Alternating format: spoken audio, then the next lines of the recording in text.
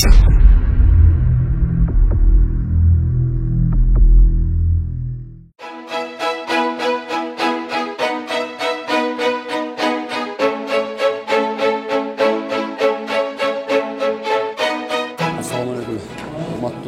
туугандар, урматтуу кыргыз элим, бул мал союучу жайыбызды бир 5 айдан бери бул ачышка аракет кылып атабыз. Бул ЯЯПтын талабына ылайык экспорт импортко чыгара турган заманбап ишкана ачып атабыз. Бул ичиндеги оборудованияларды касыптын талабына ылайык Казан, Татарстандын борбор шаары Казан шаарынан алып келдик. Бул бүт экспортко жооп бере турган оборудованияларды алып келдик. Бул Кыргызстандын малдарын бүт экспорт, импортко чыгара турган күнүнө 50-60 бодо мал, 170-180 жандыктарды союп чыгара турган заманбап ишкана ачып атабыз. Бул жерде ишканада 35-40 адам жумуш орун менен камсыз болот. Кандай зарылчылык болду? Мисалы, ошто буга чейин болгон эмес да мындай чоң багыт талаптарга жооп бере турган? Буга чейин бул Ордолу Ош шаарында, биздин Ордолу Ош шаарында заманбап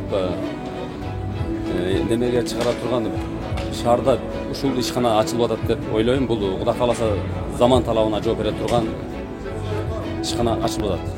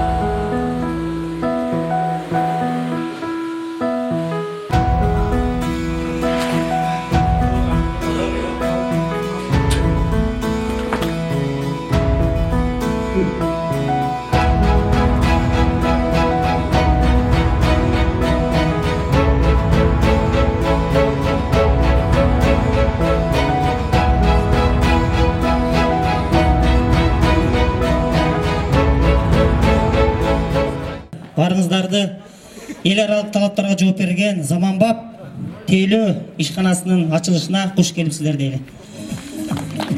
Биз дүйнөгө билим экспорттой алат экенбиз. Биз дүйнөгө экологиялык жактан таза азык зат экспорттой алабыз. Биз дүйнөгө маданияттуу тейлөө көргөзө алат экенбиз. Бүгүн мына бүтүндөй шаарга, балким өлкөгө үлгү боло турган тейлөөсү менен өзүнүн заманбап шарттары менен үлгү боло турган ошол ишкана ачылып, эл алдына кызмат көрсөтүп баштады.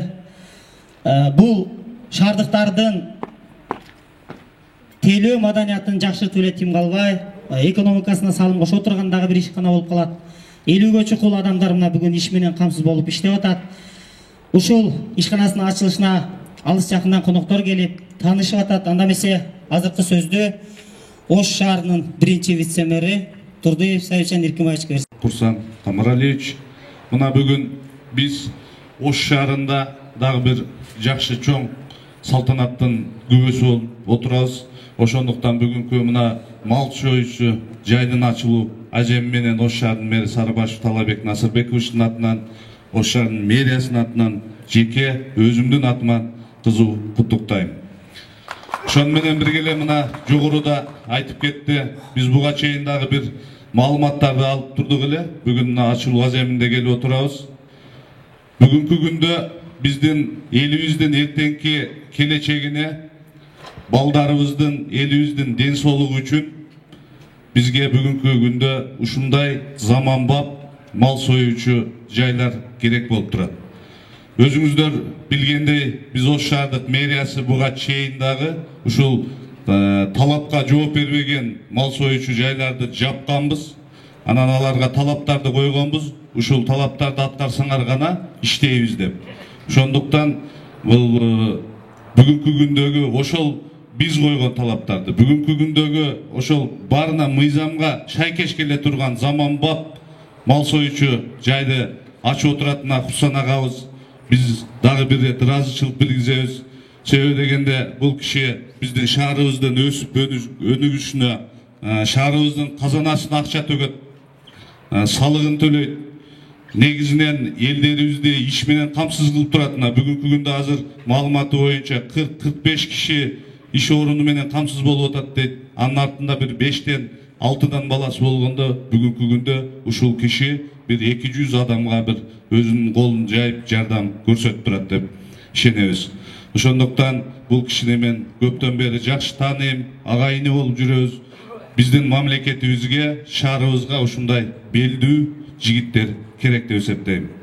Ошондуктан биздин дагы негизги астыбызга койгон мамлекеттик жана жергиликтүү өз алдынча башкаруу органдары дагы биздин ушундай ишкерлерге жагымдуу шарттарды түзүп бериш биздин милдет деп эсептейм. Ошондуктан урматтуу туугандар, урматтуу жердештер, дагы бир рет бүгүнкү салтанат менен, майрамыңыздар менен чын жүрөгүмдөн куттуктайм. Ушул ачылган ишкана элибизге, жерибизге жогорку деңгээлде татыктуу кызмат кылат деп терең ишенем. Дагы бир рет майрамыңыздар менен чоң рахмат. Рахмат, чоң рахмат. Бүтүндөй дүйнө азыр санитардык абал боюнча тынчсызданып аткан убагы, бүтүн дүйнө тынч соолукка кабатыр алып аткан убагы. Анан бул ишкана жөн эле мал союучу жай эмес, бул ишкана шаарга тазалыктын символу катары үлгү болуп калыш керек. Мына ошол максатта ачылды. Бул ишканадан келечекте балким эртеңки күнү экспортко чыга турган продукция чыгыш керек. Мына ошол максатта ачылып атат. Анан кире бериште көрүп атасыңар, мына кире бериштен тартып хлор кошулган суу, ичинде бүт талаптар аткарылган. Эми бул жөндөн жөн эле ушундай болуп курулуп калган жок. Бул ар кимден кеңеш алынат, тиешелүү адистер кеңеш берет. Анда эмесе азыркы сөздү Ош шаардык ветеринардык фитосанитардык тамак аш коопсуздугу боюнча инспекциянын башчысы Абдуллаев Сүйүн агайга сөз берет экенбиз. Рахмат. Ассаламу алейкум, урматтуу бүгүнкү салтанаттуу аземдин катышуучулары. Бүгүн Ош шаарыбызда Ош шаарынын тургундарын, конокторун коопсуз эт азыктары менен камсыздай турган бир ишкана ачылып атат.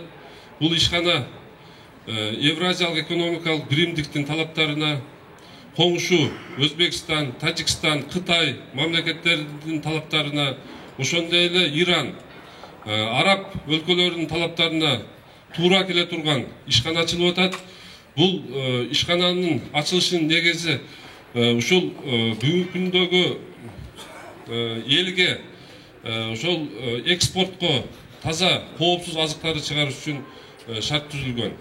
Бүгүнкү күндө өзүңүздөр билесиңер, дүйнө жүзү боюнча тамак аш коопсуздугуна, анын ичинен баягы тамак ашты өндүргөн ишкерлерге, керектөөчүлөргө мынабы замандын талабы күндөн күнгө күчөп атат.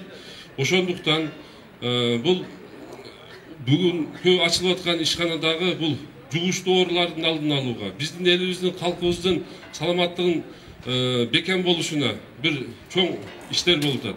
Андан тышкары мен жогоруда айтып кеткендей, бул коңшу мамлекеттердин талаптарына туура келгендигинин себеби бул азыркы күндө биздин Кыргызстанга чет мамлекеттерден эт азыктарын сатып алуу максатында келип аткан кардарлардын биринчи талабы мал жандык, ошол өндүрүлүп жаткан этти мал жандыгы кайсы жерде багылган, кайсы тоют менен тоюттандырылган. Андан сырткары эң негизгиси бул кайсы жерде союлуп, ошол өзүнүн муздаткычы барбы, өзүнүн ошол жууй турган жерлери барбы деген талаптарды коюп атат. Кудай буйруса, ушул ишкананын негизинде биздин айылдарда мал чарбасы менен алектенген фермерлерге бир чоң шарт түзүлдү. Алар өндүргөн продукциясы кымбатыраак баада чет өлкөлөргө сатканга шарт түзүлдү. Ошондуктан менин айтарым, мал чарбасы менен алектенген ишкерлерибизге, фермерлерибизге азыркы күндө коркпостон мал жандыгын көбөйтүп, ошо ветеринардык адистин көзөмөлүндө багып семиртсе 100% шарт бар. Азыр кардарлар бар, чет мамлекеттен келип атат. Азыр Өзбекстан мамлекетинен көп келип атат. Этиңерди сатып алайлы. Иран мамлекетинен келип атат. Араб өлкөлөрүнөн былтыркы жылы атайын биздин жетекчилерибиздин чакыруусу менен Египеттен адистер келип, ушул биздин бүгүнкү күндөгү ветеринардык талаптарга жооп берер деген мал союучу жайларыбызды таанышып кетти. Кудай бурса бул мал союучу жайды жакын арада өзүбүздүн тийиштүү документтерибиз менен Евразиялык экономикалык биримдиктин реестрине киргизебиз. Ошол киргенден кийин бул 5 мамлекетте, андан тышкары жакынкы мамлекеттерде бул ишкананын адрестери көрүнүп турат, характеристикасы болот. Ошол жактан ишкерлер коркпой келип бул жерден азыктарды өндүрүп сатып алганга мүмкүнчүлүктөрү түзүлөт. Дагы бир жолу ушул урматтуу Курсан мырза, Эркин ака, мынабы силердин бүгүнкү ачылып жаткан ишканаңар ийгиликтүү ишкана болсун, жемиштүү ишкана болсун. Силер дайым ушул элге коопсуз тамак аштарды өндүрүп, ушул ишиңерде ийгиликтер болсун. Көңүл бургандарга рахмат. Рахмат, Сүймек Мамалечке. Ыраазычылык билдиребиз жакшы маалыматтар үчүн. Анда эмесе кийинки сөздү Ош гуманитардык педагогика институтунун ректору профессор Бекмырза Бекболотовичке келиңиз. Урматтуу мекендештер, урматтуу шаардыктар, мен ойлойм бүгүн биздин Кыргызстан үчүн өтө даталуу күн. Себеби деген ушул эгемен мамлекетибиздин туусу кабыл алынган күнү дагы мына шаарыбызда өзгөчө мына биздин жеке ишкер Курсан Камбаралиевич тарабынан элге кызмат кыла турган бир жакшынакай мал союучу жай ачылып атат. Бунун мааниси өтө чоң, урматтуу мекендештер. Себеби дегенде президентибиз 2 жылдан бери аймактарды өнүктүрүү, элге кызмат көрсөтүүнү бир жакшы жагына жылдыруу үчүн мына өзү баш болуп мыйзамдарды чыгарып, колдоолорду көрсөтүп атат. Мен ойлойм, Кыргызстанда аз сүйлөп, эмгек кылып, элге кызмат кыла турган мезгил келди деп эсептейм.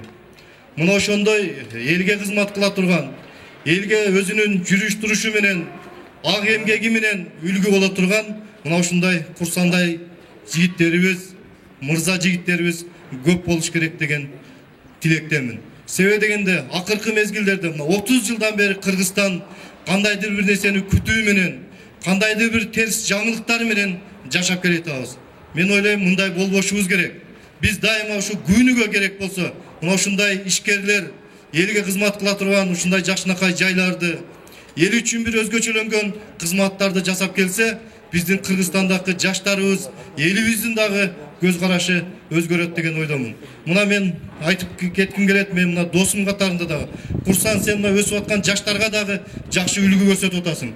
Демек, элге кызмат кылуу бир чиновник болуп, же бир өзүңүн көрсөтүү эмес, жөн эле элге өзүңүн ак кызматың менен дагы кызмат кылса көрсөтө турган мезгилди сен көрсөтүп атасың. Ошондуктан Курсан бул бир гана бул ишкана эмес, сен көптөгөн ишканаларды ачып, көптөгөн айыл жерлеринде дагы мына былтыркы жылы жолдорду ачып, жакшы ийгиликтерди жаратып атасың.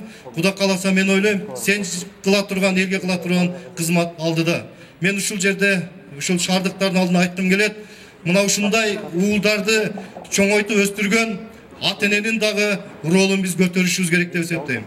Эгерде ушул жерде Айштан болбосо, Айшенен болбосо, ушундай уулду, ушундай мыкты балдарды жакшынакай элге кызмат кыл деп тарбиялабаса, балким Курсан башка багытта кетип калышы мүмкүн эле. Ошон үчүн мен айткым келет, Айшта, мына ушундай уулду өстүрүп, мына ушундай уул дайыма элден бата алып, сизди дайыма ушул башыңызды, төбөңүздү бийикке жеткизип атат. Ошон үчүн Айшенем экөөңүздөр ушул Курсан мырзанын төрүндө көпкө отуруңуздар, көпкө алкоон алыңыздар. Мына ушул сиздерден кийин ушул жерде отурган аксакалдар дагы ушул сиздердей алкоого алса экен, биздин балдарыбыз дагы ушу элибизге кызмат кылса экен деген бир ойдо болушуна мен тилектешмин. Мына бүгүнкү заманбап, себеби дегенде Бириккен Улуттар уюму тарабынан ушул тамак аш коопсуздугу боюнча программа кабыл алынган. Ошол программадагы негизги өзөк ушу элге тамак аштын сапаттуу пайдаланышы боюнча кабыл алынган. Ошондуктан мына ушул Бириккен Улуттар уюмунун дагы аткарган ишине сенин ишиң дал келип атат курсан.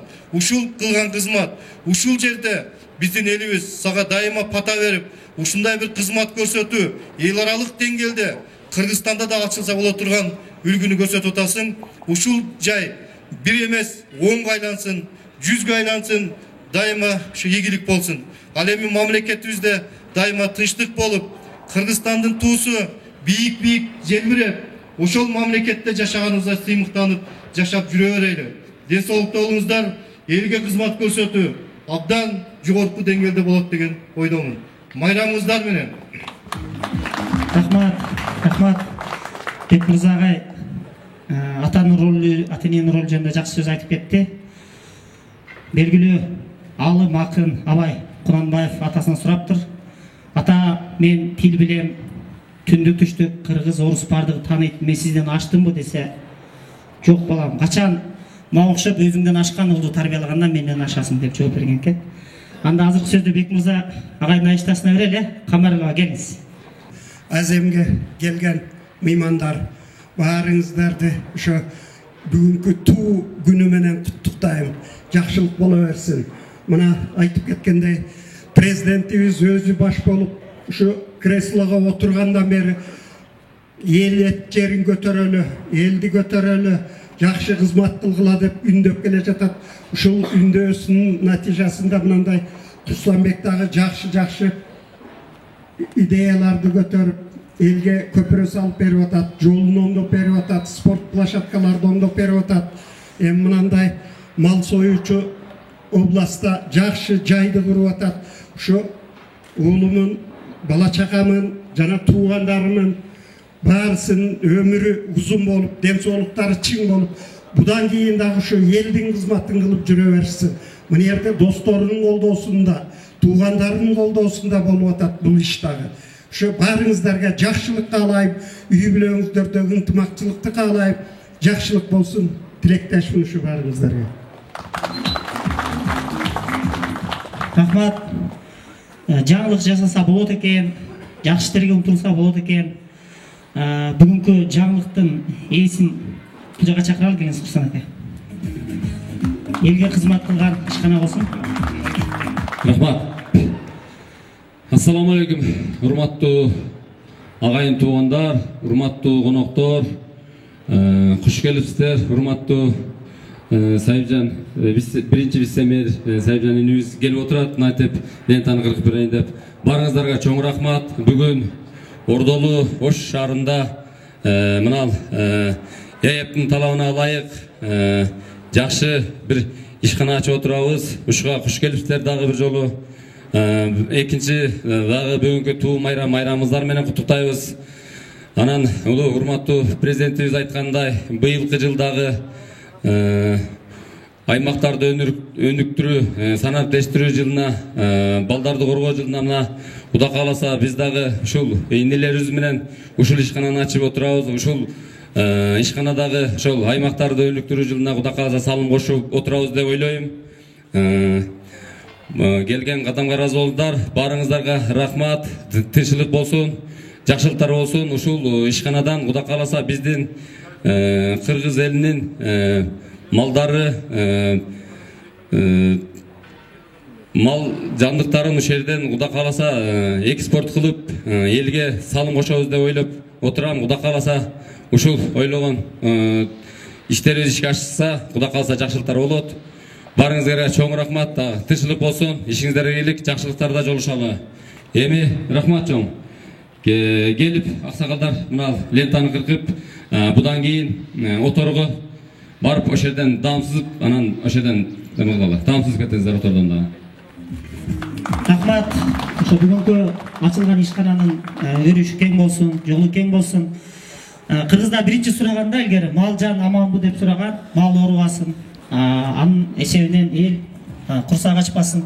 Заманыбызда тынччылык болсун. Барыңыздарды бүгүнкү майрамыңыздар менен, туу күнүңүздөр менен куттуктайбыз.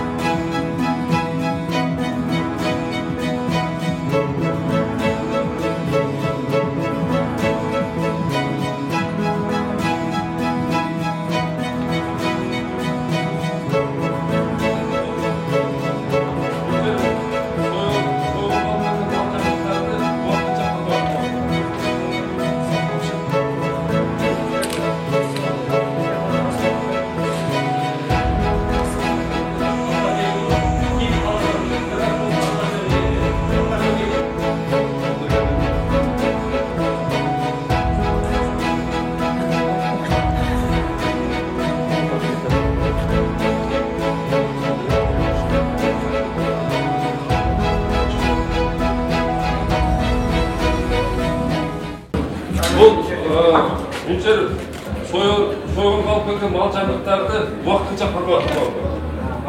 базардан алып келеді, башқа жақтан алып келіп ушул жерге тойылы бар, суысы бар, қарауылы бар, өз уақытында қарап демек тұрған жай.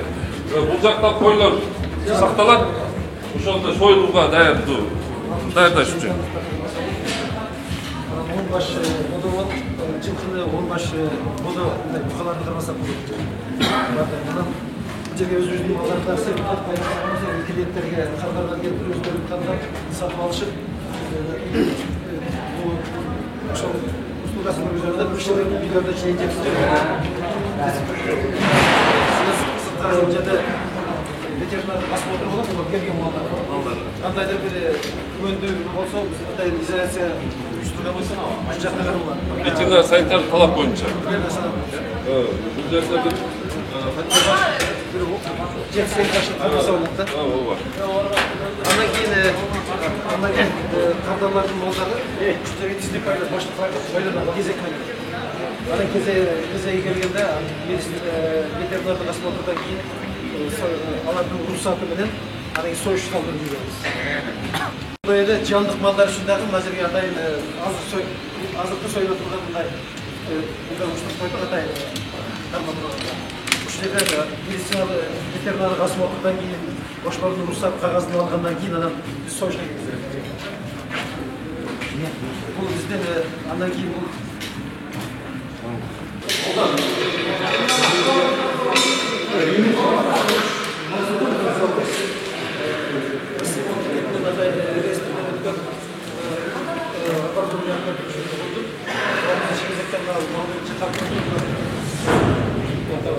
Malgera 90 şeyleri var. Öyle hareket yapıyor. Yerlerini bakanlar bu hatta spesifik bir şey değil. Çok koşuyor işte. Bunlar var değil mi? Çok boş spesifik. Şimdi çürgünden keyin malgeranın baylaqtı. Ayrımda da alan ki bir bayrak var. Ne kadar tursa o al yanlarını var. Bilet dükköndan gelip bir seyre su bilen yutturup kazanalım. Anan keyinki post götürüp verilir. Keyinki post çukuru sebebini beraber durup terzinciyle falan prosesinde götürürler.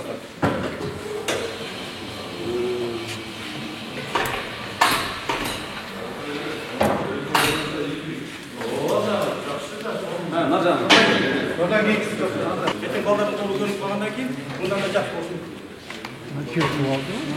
Abi malda bir üstüne sıradan alsam mı? Haydi kandem olursan, ilkan bir kandem olursan. Abalım, yürüyün, kalan bitti, ne bilirdi? Ondan keyinki post, içeri kartları çalıp postu var. Buraya üstüne kartları, içeri kartları burada bunlar güldür kandem. İkinci yolda katılıyor, bu da süreçlerden içeri kartları büyük bölüm yaparız. Ondan keyinki post, ara bozuldu.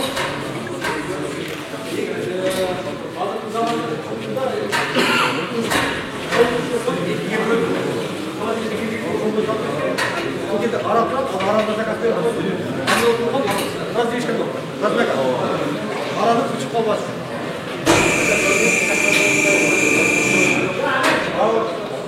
Abi kaçıyor. Kosmos su oldu. Biz bir saat, yarım saat turganda kontrol yapmadan keyin bizden kalan kamera apaj değil mi? Kameramızdan başlıyor. Ulan dostum, şu kadar çok yapıyorsun.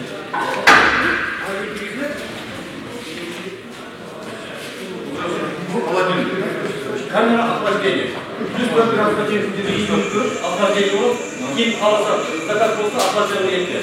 Apajlarını yetmeye çalışıyor.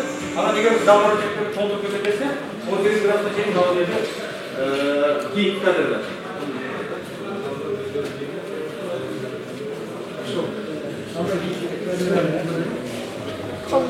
Kamera zamorski 18 gradusga чейин. Бұл жағы? Жоқ, бұл өзі.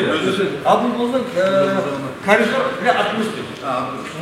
Себебі бұл үстін ұшырында жағы ашық болса, алты жағы ашық болса, склад сияқты. холодильник ашып түседі. Рудникін шығарып алып тұрып, анан кейін машинаның артын беріп құраған. Осымен тұрап жүріп кетті. Анан bunu biz çoğundan sebеби келечекте эгерде мындай вакуумдуу упаковка менен болбосо абалка патрон болсо абал сыстан коюп атабыз. Эгер кайсы бирөөлөр ошондой требовательный болуп патронду ушул жерден чыгып алып туруп, керектүү вакуумдуу упаковка кылып туруп, жийип чыгарып алабыз. Жана дагы неме болду да. Бүгүнкү күндөгү замандын талабы ушундай болду да. Биз эми мына ишкерлер менен мына Курсан ага менен канча жылдан бери агайындап жүрөбүз. Бүгүнкү күндө биздин элибизге ушул нерсе керек да. Себеби дегенде биз жана бир иштерди жүргүзгөндөй кылганда дагы мына саламаттык сактоо кызматкерлери менен көбүрөөк сүйлөштүк да. Мына хирургдар менен көп сүйлөштүк. Ошондо жанагы 2 адам организминде бүт көбөйүп кетти да, массовыйчы.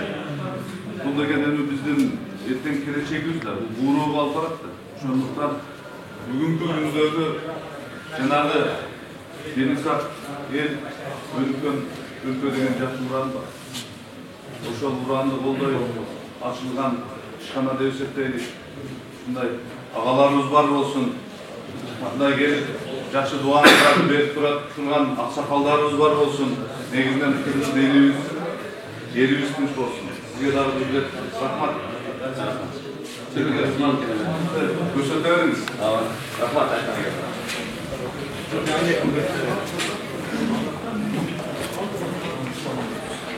Şundan ben şu uşaklar duyuşturdu, şu жерде pişirip, şu жерде çelikler hayatta kırıp video pişirecekse bizler.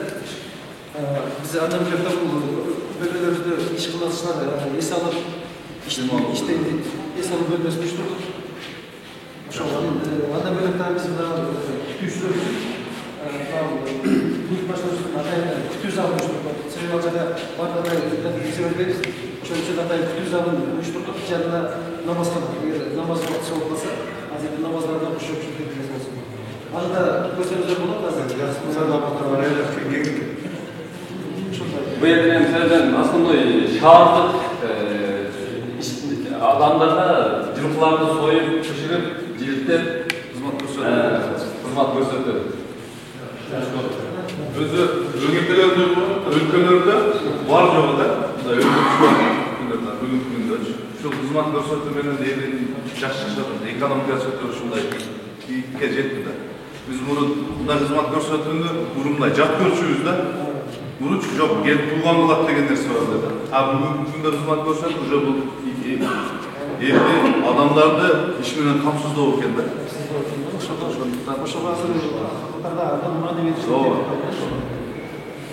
Андан кийин ижара көрсөтөт. Hadi getir.